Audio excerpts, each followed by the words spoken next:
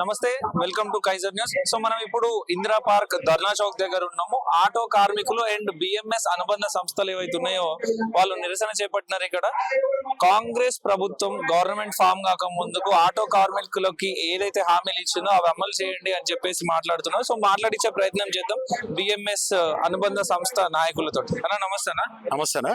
So auto కార్మికులకి Congress government ఎటువంటి హామీలు ఇచ్చింది? కాంగ్రెస్ ప్రభుత్వం ఎప్పుడైతే ఎలక్షన్ల ముందు 12,000 రూపాయలు ఏదైతే మహిళా పథకం కింద ఉన్న బస్సులకు ఫ్రీ బస్ ఉచిత బస్ వల్ల ఆటో కార్మికులు నష్టపోతున్నారని 12,000 రూపాయలు ఇస్తామన్నది. ఆటో కార్మికులకు సంక్షేమ బోర్డును కూడా ఏర్పాటు చేస్తామని చెప్పి ఆ రోజు వాగ్దానం ఇచ్చింది.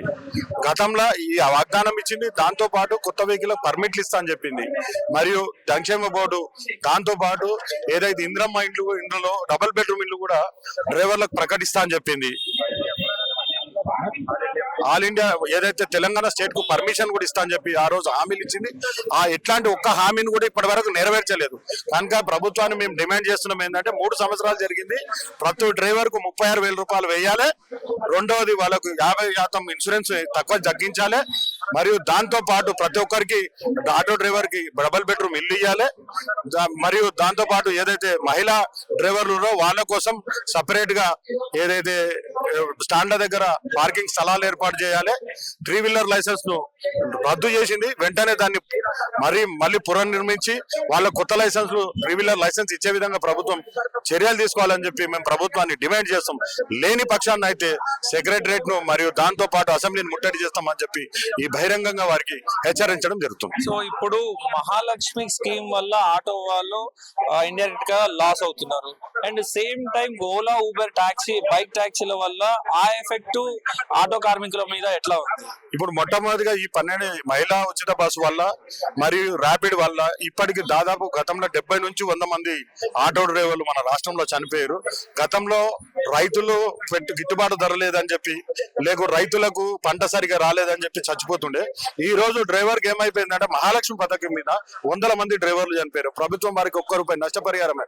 అంటే మహాలక్ష్మి పథకం కింద ఎంత నష్టం జరుగుతుందో మీరే ఆలోచన చేయండి. దాంతో పాటు ఈ ప్రభుత్వం వెంటనే గద్దె దిగొచ్చి ప్రభుత్వం ఏదైతే తను చెప్పిన హామీలను నెరవేర్చాలని చెప్పి మేము మా భారతీయ మజదూర్ సంఘ్ తరఫు నుంచి డిమాండ్ చేస్తున్నాం. సో ఇప్పుడు పెట్రోల్ బంక్స్ దగ్గర ఎక్కడ చూసుకున్నా డీజిల్ కోసం గానీ గ్యాస్ కోసం గానీ ఆటో కార్మికులు కిలోమీటర్ల తరబడి లైన్లు కట్టుకొని రేపు వాళ్ళు డ్రైవ్ కి వెళ్ళాలంటే ఈ రోజు వెయిట్ మొత్తం వేస్ట్ చేసుకునే పరిస్థితి వచ్చింది. దీని మీద గవర్నమెంట్ దృష్టి పెట్టలేకపోతుంది. దీన్ని ఎలా చూడొచ్చు? ఈ రోజు ప్రభుత్వం చేస్తున్న పెద్ద తప్పు ఏంటంటే కనీసం డ్రైవర్ కు పెట్రోల్ డీజిల్ ఇచ్చే పరిస్థితులను కూడా ప్రభుత్వం పాపాన పోతలేదు. ఆటో డ్రైవర్లు ఒక రోజు వ్యాపారం చేసుకుంటే ఒక రోజు లైన్లో నిలబడకం జరుగుతుంది. కనుక దయచేసి ప్రభుత్వాన్ని అర్థం చేసుకోవాలి. కొన్ని లక్షల మంది దీని ప్రభావం రేపు రాబోయే రోజుల్లో ఎలక్షన్లు మీ మీద చాలా పడుతుంది. దృష్టిలో పెట్టుకోండి. గతంలో టిఆర్ఎస్ ప్రభుత్వం చిన్న చూపు చూసినందుకే భూస్థాపితం చేసింది. రేపు రాబోయే రోజుల్లో కాంగ్రెస్ పరిస్థితి కూడా అదే ఉంటదని చెప్పి ఈ ధర్నా చౌక్ గురించి హెచ్చరిస్తున్నాం. సో ఎట్లాంటి హామీలు ఇచ్చింది కాంగ్రెస్ గవర్నమెంట్? ఎందుకు మీరు ఈ నిరసన తెలుపుతున్నారు? మాకు గవర్నమెంట్ డబుల్ బెడ్రూమ్ కావాలని అడిగాం. డబుల్ బెడ్రూమ్ మళ్ళీ ఏమంటారు బైక్ స్కూటీస్ ఇవన్నీ ఊబర్ ర్యాపిడో నడిపోద్దండి. ప్రైవేట్ ట్రాన్స్పోర్ట్ వాళ్ళు ఇదంతా రావద్దు. ఇంకోటి ఏంటంటే మాకు లైసెన్స్ కావాలి. 3 వీలర్ లైసెన్స్ ఇవ్వట్లేదు, అది కూడా ఆపేశారు. ఇంకోటి ఏంటంటే మాకు ఆర్టీసీలో వల్ల కూడా చాలా ప్రాబ్లమ్స్ ఉన్నాయి. మళ్ళీ ఇంకా ఏంటంటే ఈ హామీలు ఇచ్చారు కదా డ్రైవర్స్ కి నెలకు సంవత్సరానికి 12,000 ఇస్తారన్నారు. అది కూడా ఇచ్చేయట్లేదు. కనీసం మాకు ఎలాంటి ఈ గవర్నమెంట్ వచ్చిన కాడ నుంచి మాకు ఎలాంటి ఇది లేదు. ఇంకోటి ఏంటంటే ఫ్రీ బస్సులు కూడా వచ్చాయి. అవి ఎవరికి మాకు ఇదే లేదండి. ఫ్రీ బస్సుల గురించి ఆ ఫ్రీ బస్సులు పెట్టే బదులు ఫ్రీగా గవర్నమెంట్ స్కూల్ ని స్ట్రెంథన్ చేస్తే బెటర్ అనుకుంటున్నాం మేము. ఎందుకంటే పిల్లల్ని ప్రైవేట్ స్కూల్లో చదివించడం ఆటో డ్రైవర్స్ ఇప్పుడున్న పరిస్థితిలో ఆటో డ్రైవర్స్ పిల్లల్ని చదివించుకునే ఇది కూడా లేకుండా పోయింది. కనీసం గవర్నమెంట్ స్కూల్ స్ట్రెంథన్ చేస్తే కూడా కనీసం ప్రైవేట్ స్కూల్ నుంచి గవర్నమెంట్ స్కూల్ వేస్తే కనీసం కొద్దిగా మా ఖర్చులు తగ్గుతాయి. ఇప్పుడున్న పరిస్థితులలో ప్రస్తుత గవర్నమెంట్ లో ఉన్న రాజకీయ నాయకులు వాళ్ళ పోస్టుల కోసమే కొట్లాడుకుంటూ వాళ్ళే తిట్టుకుంటున్న పరిస్థితి. సో అంత మెచ్యూర్డ్ గా ఆలోచించి స్ట్రెంథన్ చేస్తారు అనుకుంటున్నారా ప్రభుత్వ పాఠశాలలో? స్ట్రెంథన్ చేయడం కాదు కదా. మన రేవంత్ రెడ్డి ఏమన్నాడంటే ఒకప్పుడు రాజకీయ నాయకము ఉప్పు మేస్త్రి అదో మాట అన్నాడు చూడండి. సేమ్ అలాంటి పరిస్థితి అలాగే జరుగుతుంది. ఆయన చేసేది అసలు నేను చెప్పాలంటే ఆయన ఏం చేస్తున్నాడు ఆయనకు అర్థం కావాలి. ఒకటి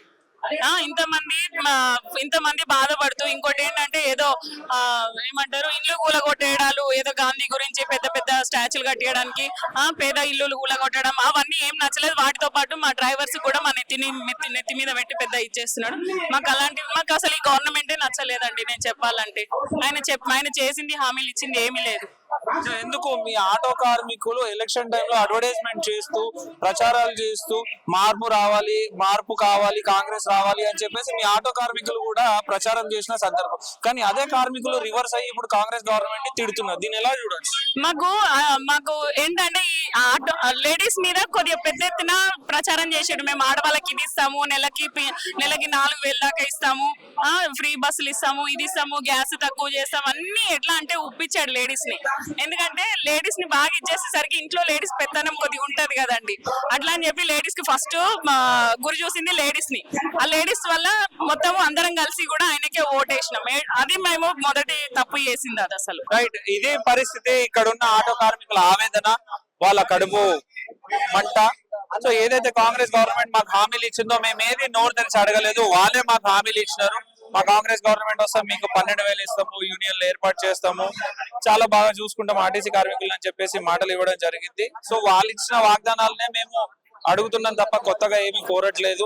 మాకు యూనియన్లు ఏర్పాటు చేయాలి, మాకు హెల్త్ కార్డులు ఇవ్వాలి, సేమ్ టైం మాకు ఇల్లు లేని వాళ్ళకి డబుల్ బెడ్రూమ్ ఇస్తా అన్నారు. సో ఇవన్నీ పరిశీలించి మాకు ఇస్తా అన్న ఇవ్వాలి అని చెప్పేసి చెప్తున్నారు. కానీ ఏది ఏమైనా కాంగ్రెస్ గవర్నమెంట్ లో ఉన్న కొంతమంది రాజకీయ నాయకులు మా ప్రభుత్వ పాలన చాలా బాగుంది, అందరు చాలా సాటిస్ఫైడ్ గా ఉన్నారు అని చెప్పేసి చెప్తున్నారు. కానీ చూస్తే గ్రౌండ్ లెవెల్ ఎక్కడ చూసినా గానీ ప్రతి ఒక్క ఆటో కార్మికుడు గానీ, ఆర్టీసీ కార్మికుడు గానీ, రిటైర్ ఎంప్లాయీస్ గానీ ప్రతి ఒక్కరు నిరసనలు తెలుపుతున్న సందర్భాలను మనం చూస్తున్నాం.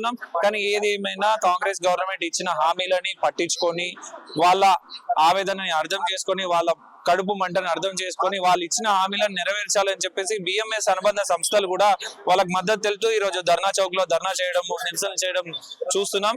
కానీ గవర్నమెంట్ ఇప్పటికైనా దిగి రాకుండా మాకు ఇచ్చిన హామీలను నెరవేర్చకపోతే ఈ ఉద్యమాన్ని ఉధృతం చేస్తాం, సీఎం ఇంటిని కూడా ముట్టడిస్తాం, అవసరమైతే ఢిల్లీ దాకా కూడా తీసుకెళ్తామని చెప్పేసి ఆటో కార్మికులు గానీ, బిఎంఎస్ అనుబంధ సంస్థ నాయకులు గానీ మాట్లాడుతున్న సందర్భం. కెమెరామెన్ మహేష్ తో మల్లేష్, కైజర్ న్యూస్, ధర్నా చౌక్.